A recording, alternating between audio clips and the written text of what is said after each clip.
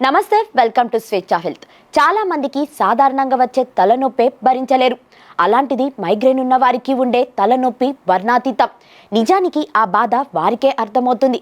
మైగ్రేన్తో బాధపడుతున్న వారికి నొప్పి తలలోని ఓ వైపు భాగం నుంచి మొదలై తల మొత్తం వ్యాపిస్తుంది. ఆ సమయంలో వారు ఏ పని చెయ్యలేరు. ఈ సమస్యతో బాధపడేవారు చిన్న విషయానికి కూడా మండిపడుతూ ఉంటారు. ఇది శరీరంలో సెట్రోసిన్ రసాయన సామూల్యత కోల్పోయినప్పుడు వస్తుందని వైద్యులు చెప్తున్నారు. మైగ్రేన్ సమస్యతో బాధపడుతున్న వారు కొన్ని జాగ్రత్తలు పాటించడం మంచిదని ఆరోగ్య నిపుణులు సూచిస్తున్నారు. ముఖ్యంగా కొన్ని ఆహార పదార్థాలకు దూరంగా ఉండాలని అంటున్నారు. అవేంటో ఇప్పుడు ఈ వీడియోలో తెలుసుకుందాం. మైగ్రేన్ సమస్య ఉంటే ఆల్కహాల్ డ్రింక్స్ ను ముట్టుకోకూడదు. ఈ సమస్యతో బాధపడేవారు రెడ్ వైన్ అత్యంత హానికరమని ఆరోగ్య నిపుణులు హెచ్చరించారు.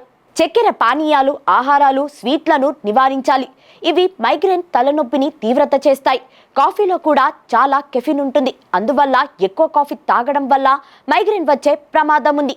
కాఫీ మాత్రమే కాదు, కెఫిన్ ఉన్న ఏ ఆహారాన్ని కూడా ఎక్కువగా తీసుకోకూడదని ఆరోగ్య నిపుణులు చెప్తున్నారు. లావెండర్ నూనెతో మసాజ్ చేయడం వల్ల మైగ్రేన్ నొప్పిని తగ్గించుకోవచ్చు.